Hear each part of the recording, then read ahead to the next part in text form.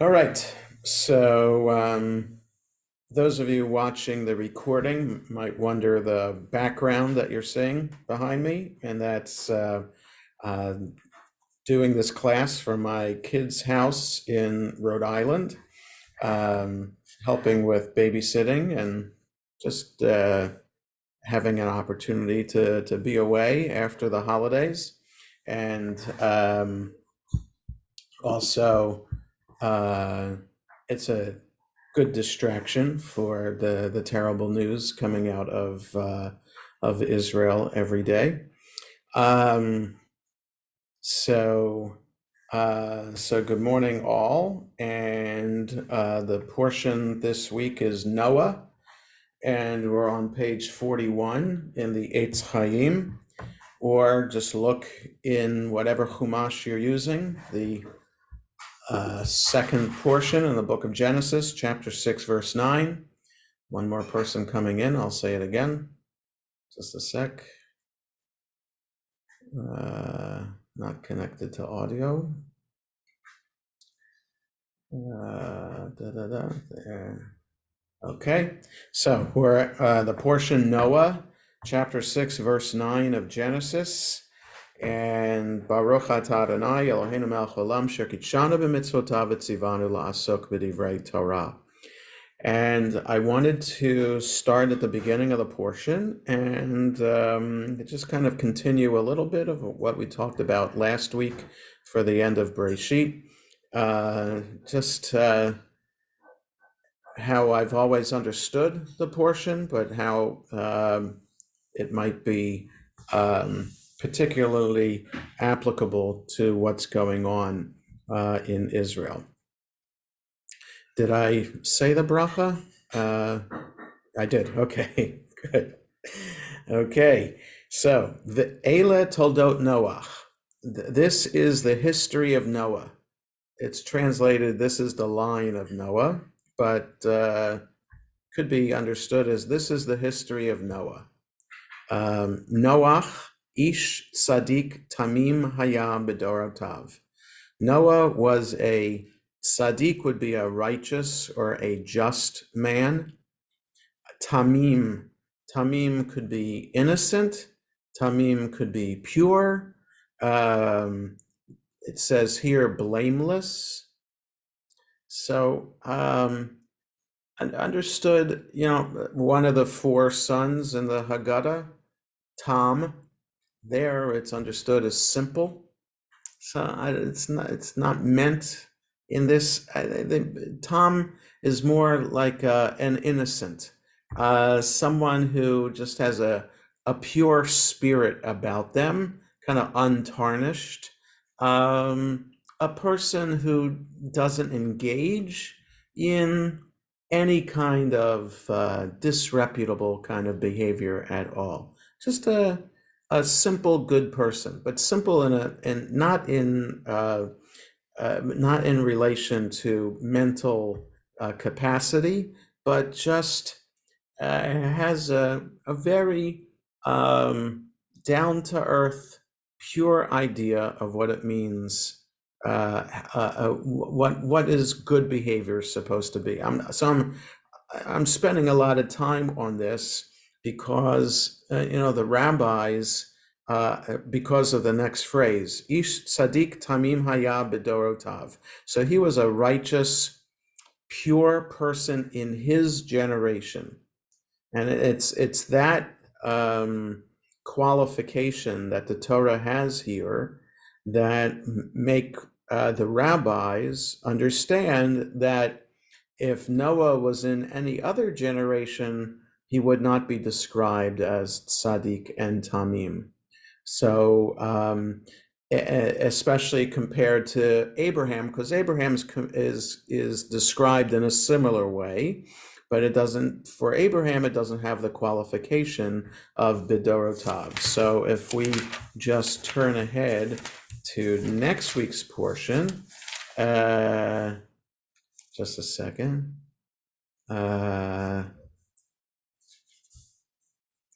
Yeah, so it's not at the beginning of the portion. Yeah, so maybe it's Just one second here, if I can find it quickly, where it describes him.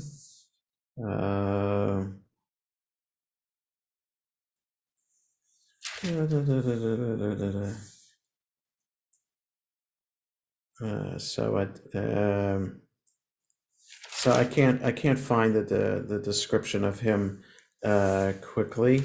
So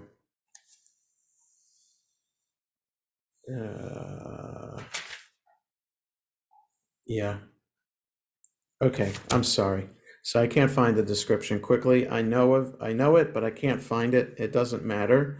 It's just based on the description of Abraham, the rabbis make a contrast the description of Noah here and the qualification that in his generation he was righteous and pure means for the rabbis that if he were so in other words it's relative righteousness that compared to everybody else in his generation, which we're going to read in the next sentence or two, what they were like, anybody could be considered righteous and pure. So it's not like it's such a big deal about Noah. And the rabbis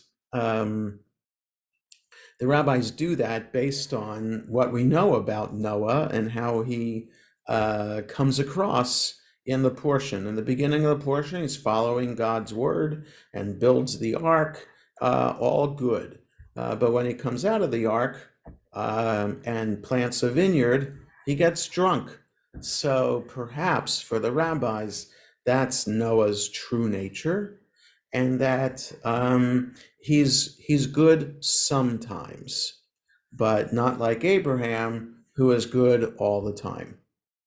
Okay, so I would argue that just the fact that Noah is described here as tzaddik and tamim, he's a good person, and a good person should be that description should apply no matter what's going on around you. And perhaps it's even harder to be good in a generation where everybody is bad, right? So you'd be looked at as the oddball if all you're doing is being good and everybody around you is being bad. It makes it, there's a lot of pressure to be good. There would be a lot of pressure to not be good because it's succumbing to peer pressure and whatnot. So just think about Lot, Abraham's nephew, choosing to live in Sodom and Gomorrah, and the story of how Lot was willing to send his daughters out into the mob in the street in order to protect these men he thinks they are, but angels who came to visit. So, that society that we live in determines the kind of person we're going to be in. The community that we associate with determines the kind of person that we are.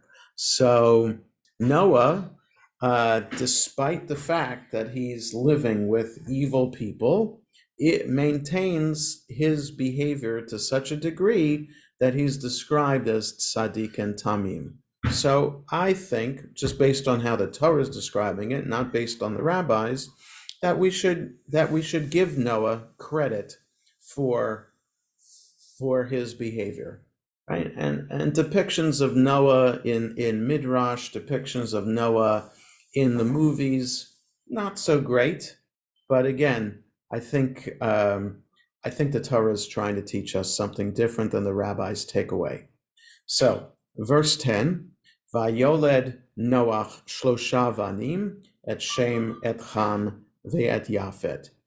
Noah literally gave birth, could be fathered. Noah fathered 3 sons, Shem, Ham, and Yafet. 11.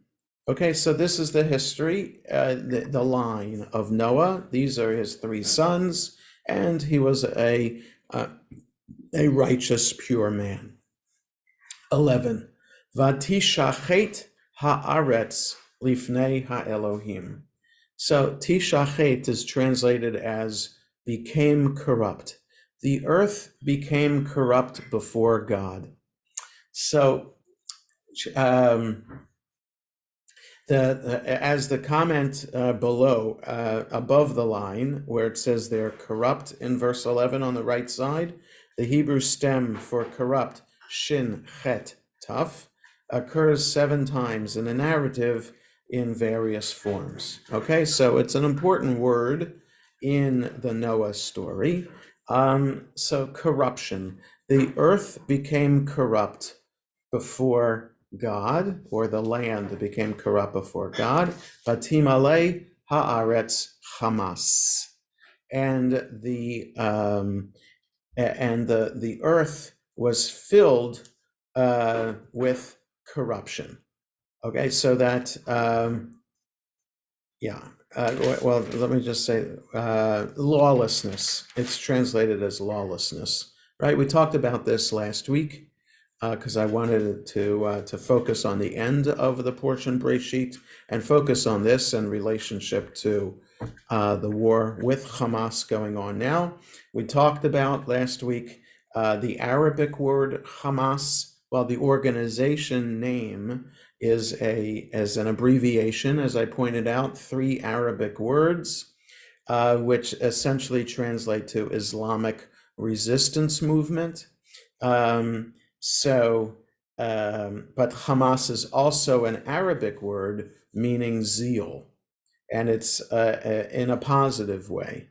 Okay, whereas in Hebrew, so this is an ancient Hebrew word, right? The beginning of Genesis.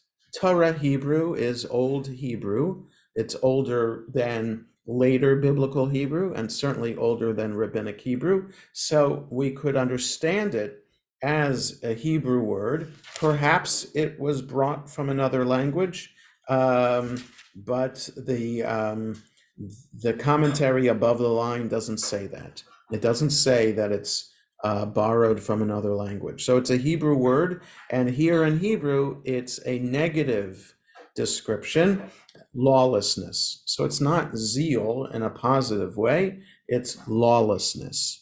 Okay, so the earth was filled with lawlessness. Do we have an example of it? No. That why isn't the Torah describing to us the lawlessness that's occurring to such an extent that God decides in verse 12 and following to destroy the earth with a flood, right? All we have is the story at the end of last week's portion, which is, right, our portion begins with verse 9 of chapter 6.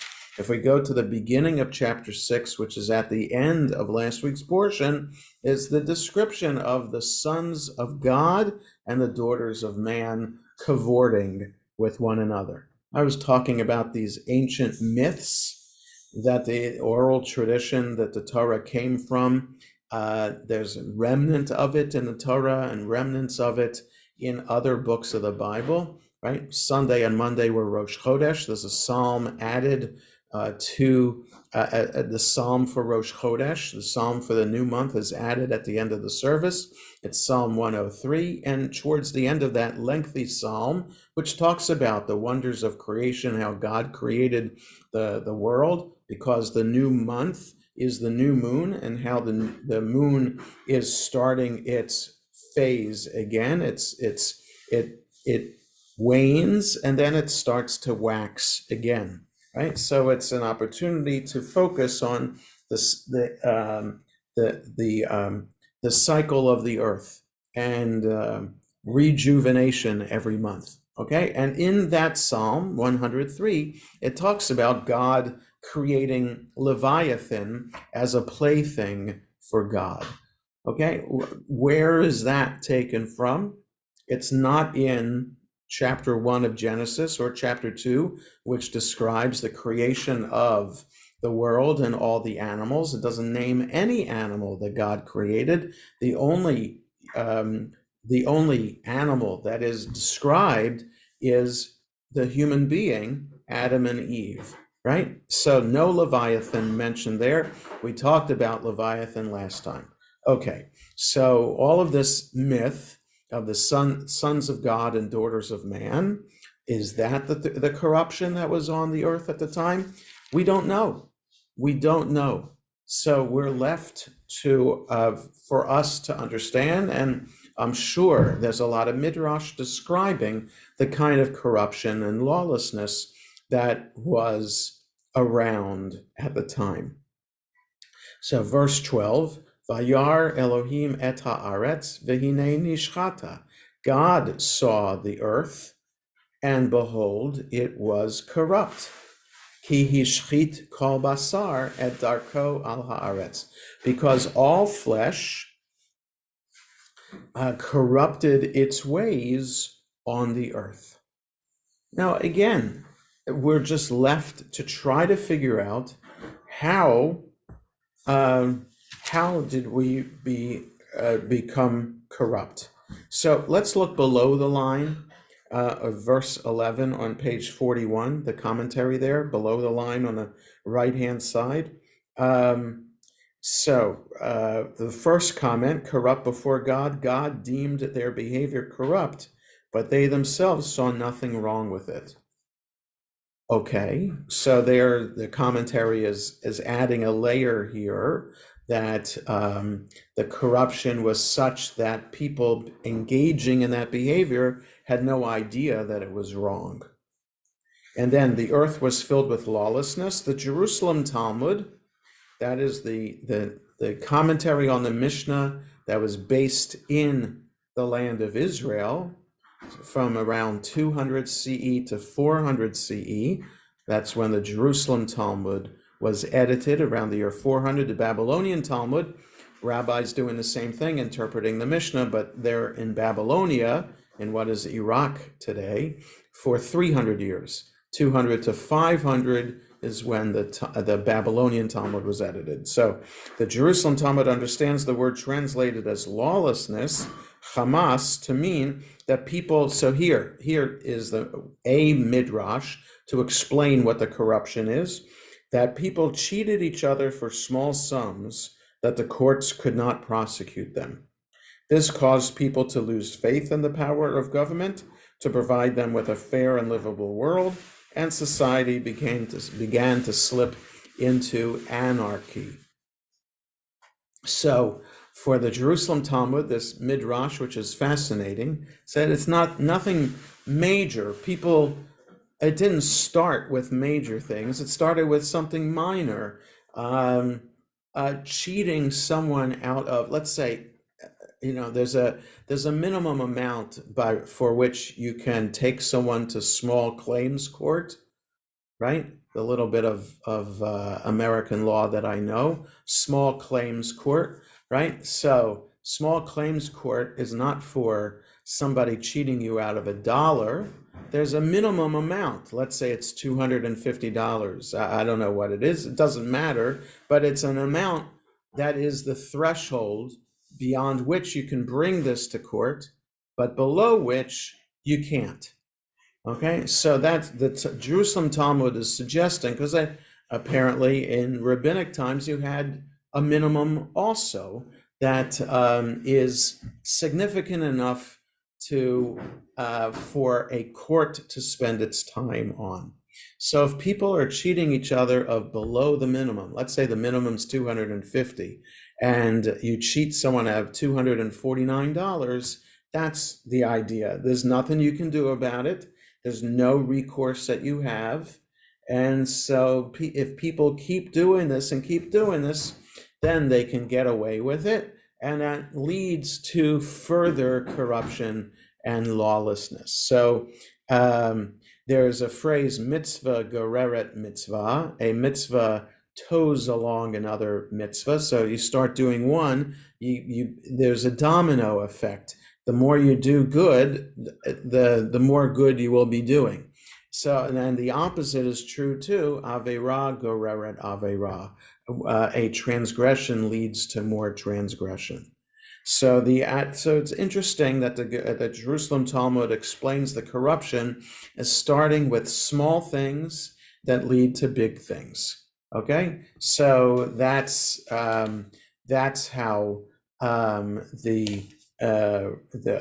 this particular midrash explains it, right? So now, Vatimale haaretz Hamas certainly also We can't ignore it, that this phrase is here at the end of verse 11.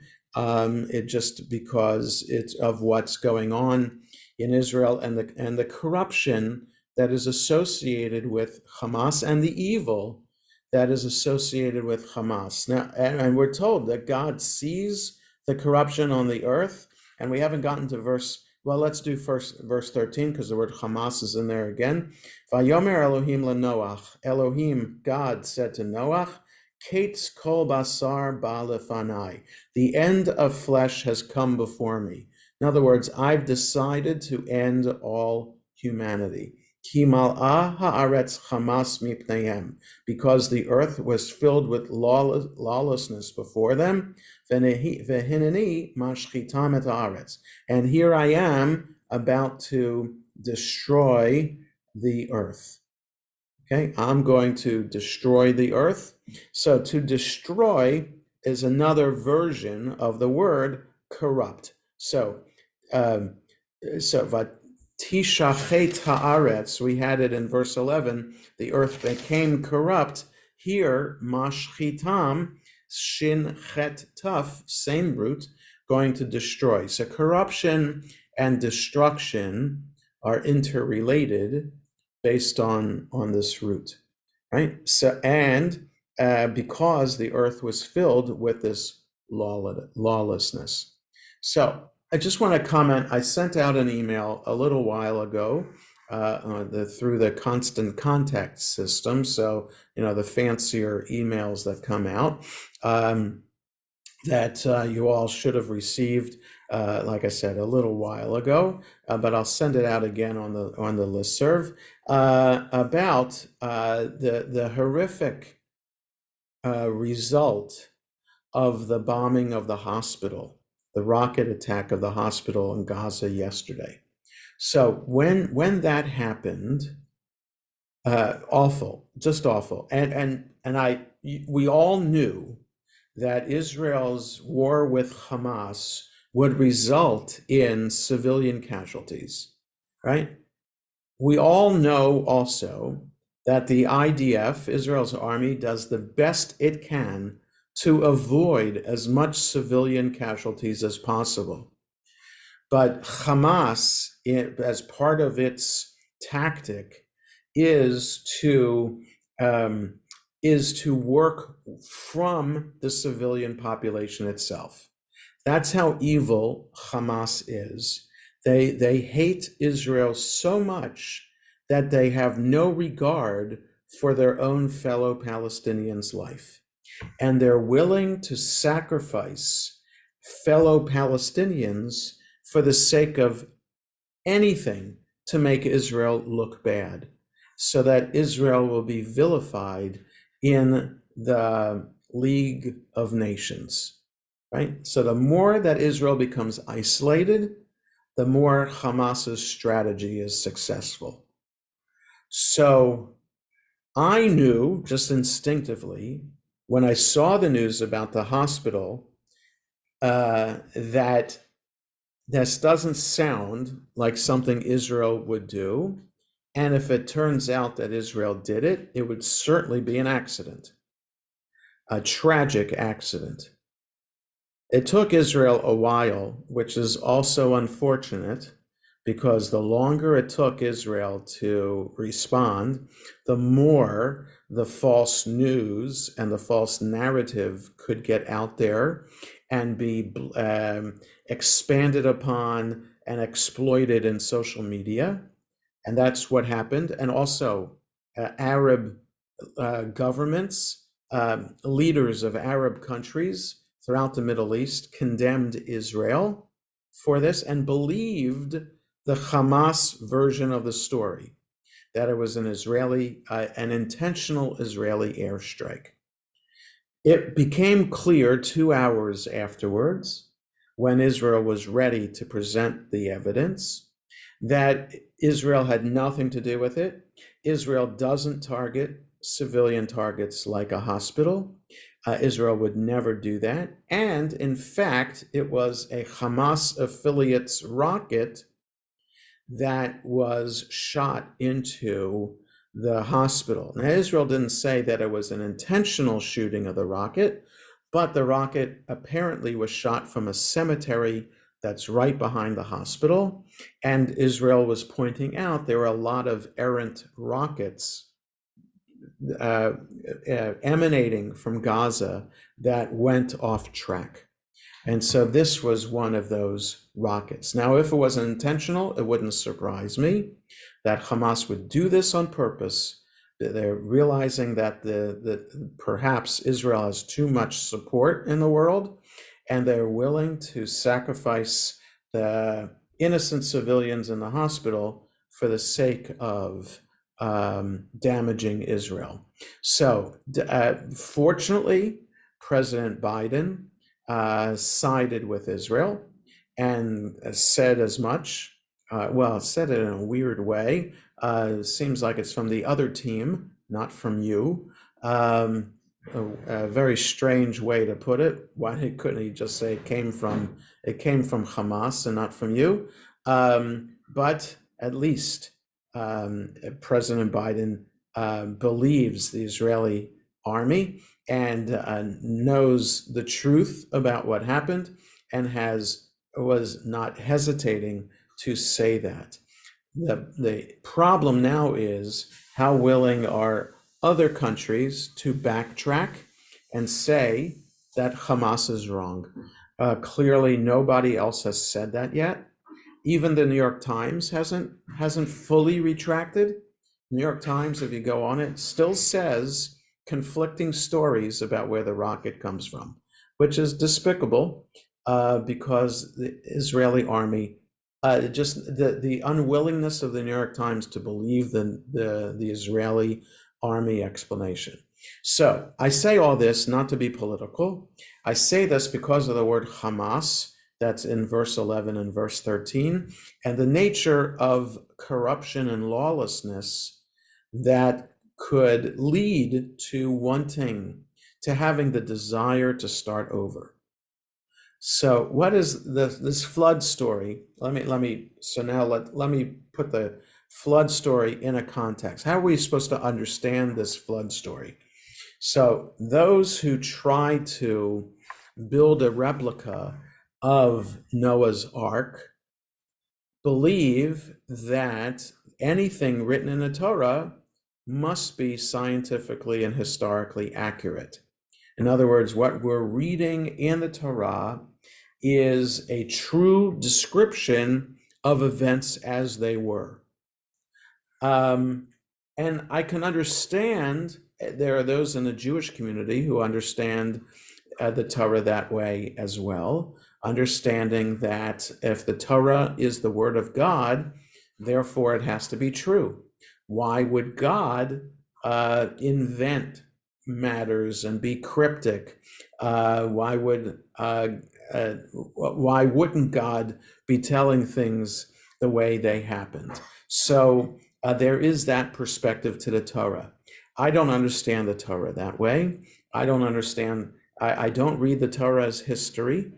I don't read the story as science, right? So I don't look to, if I'm trying to understand how the world came into being and how life came into existence, I don't look to the Torah for the scientific answer. That's not what the Torah is for me. The Torah is a religious response to understanding how the world works. Okay, and it serves to be a religious metaphor for understanding God's role in the world, God's role in the universe, and our relationship to God. Okay, that's what the Torah is here for. So the flood, there are some who try to prove that the flood actually happened, and that when it says later in this portion that the ark came to rest on Mount Ararat, there are those who believe that Mount Ararat is in the country known as Armenia today, and that could be a pilgrimage site for people who want to see. And people have climbed Mount Ararat and have claimed to see evidence of Noah's Ark still on the mountain. Okay, gesundheit hate, if you want to believe that. All right. For me, that's not the purpose of this story. The purpose of this story is to teach us that there was a time that the earth was filled with such corruption and such evil that God realized that God needed to start over. And will there ever be a point the Torah might be teaching, the author, the editor of the Torah, and might be teaching a religious perspective? Is there ever a point in which we feel the need to start over? And if there is, how would we go about eradicating evil ourselves? Right? So we don't have we do have the power to eradicate humanity off the face of the earth, right? The atomic bomb can fulfill the same purpose as the flood did in this story, wiping out all of humanity and all of creation.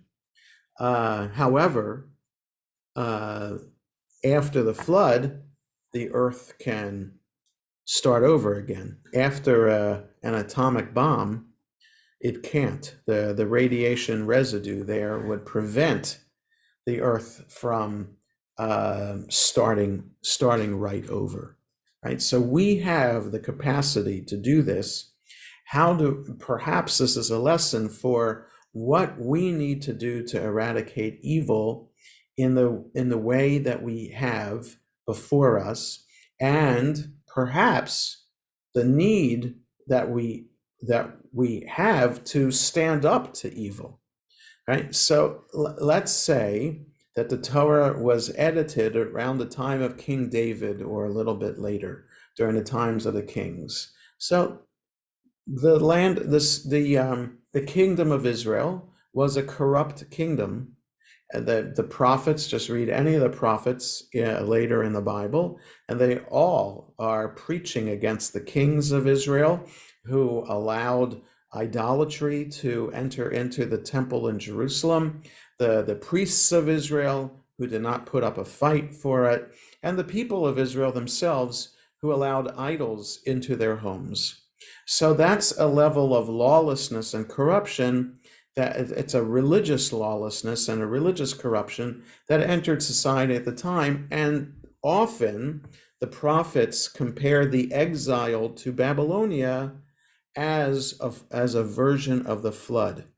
In fact, the Haftarah for the portion of Noah references the flood itself, and the purpose of it is to start over a fresh, religious, positive way of life. And that the prophets are teaching the exile is supposed to flush out all the evil, and will come a time we'll get back to the land of Israel and we'll be like Noah, starting over again.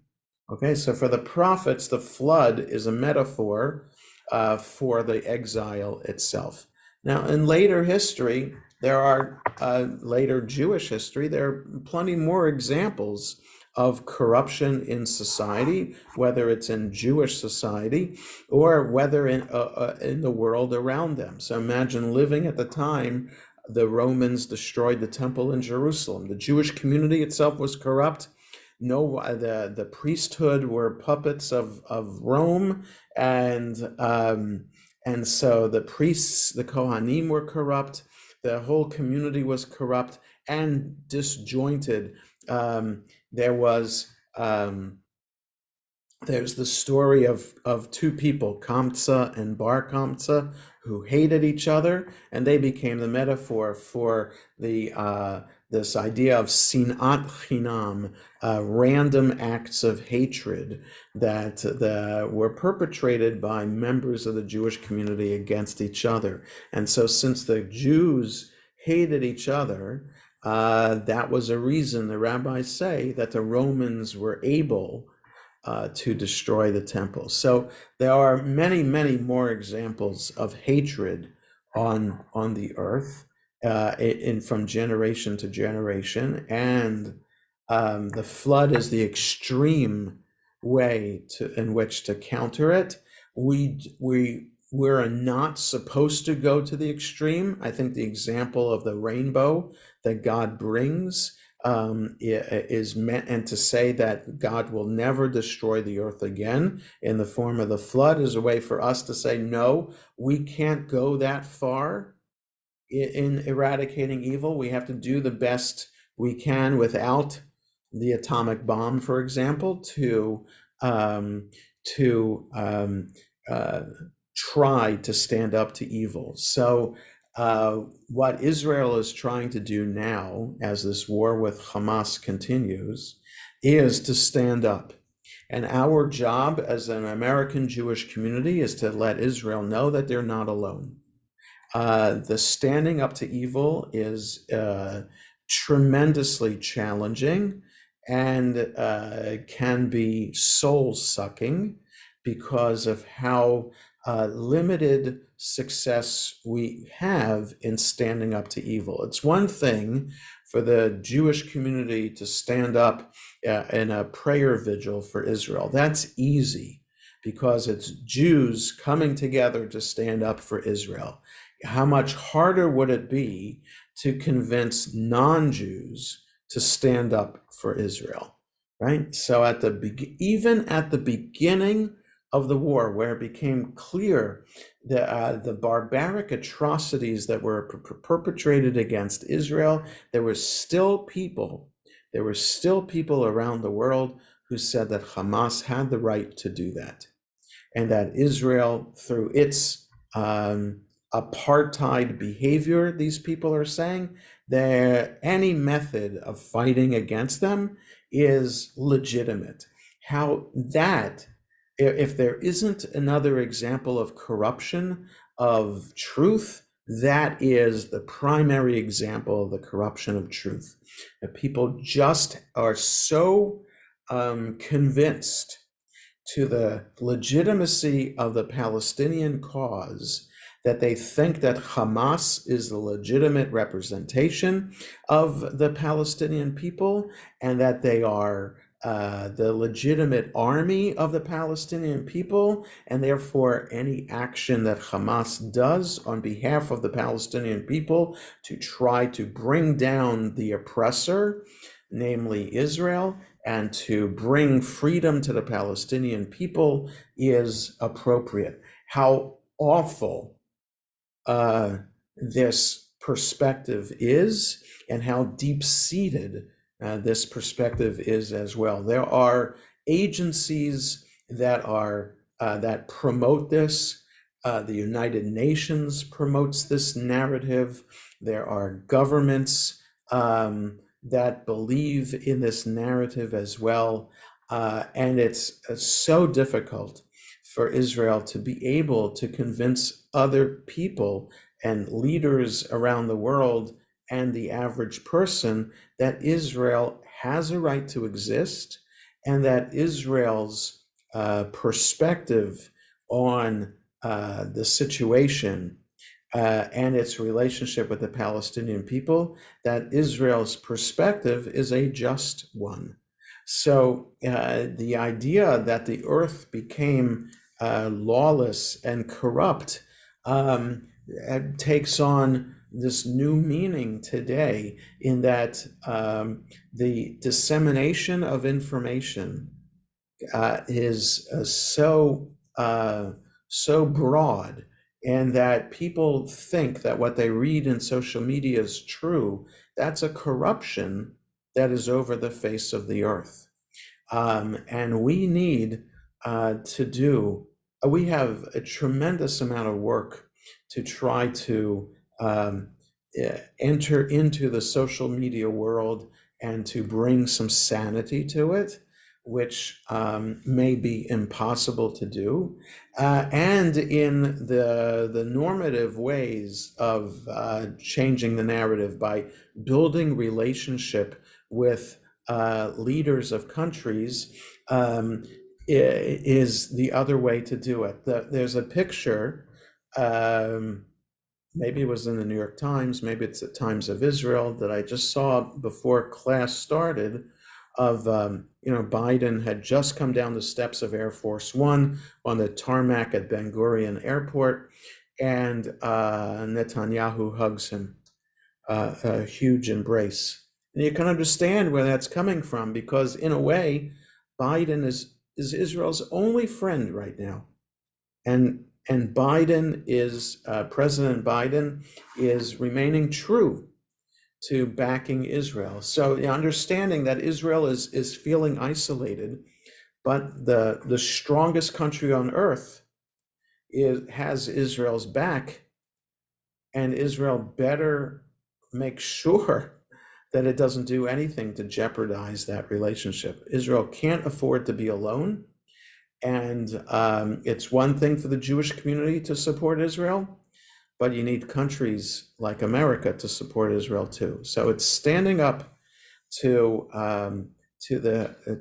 eradicating the corruption and lawlessness on earth is what we need to do. Okay. Any questions or comments about this? So this is what I wanted to get to today, because verse 14 starts with the commandment to build the ark and the animals to bring on the ark. I wanted to spend these 42 minutes talking about Hamas and how we understand this word Hamas today, and the metaphor that it represents. So I want to wish everybody a good rest of the day. Try not to get so engrossed in the news because it just makes us crazy. But still, at the same time, we have to do everything we can to continue to pray for the release of the hostages and pray for Israel's expeditious war against Hamas. Have a good rest of the day. Rabbi, I noticed you canceled Friday's class. Are you having Sababa withdrawal? Yes, I am having Saba withdrawal, but I am in my kid's house in Rhode Island right now. So I'm here earlier than I thought I was supposed to be. So so no Bible class on Friday, but we have Torah class today. And that's nice. Have yes, fun. yeah. All right. Take care, everybody. Bye.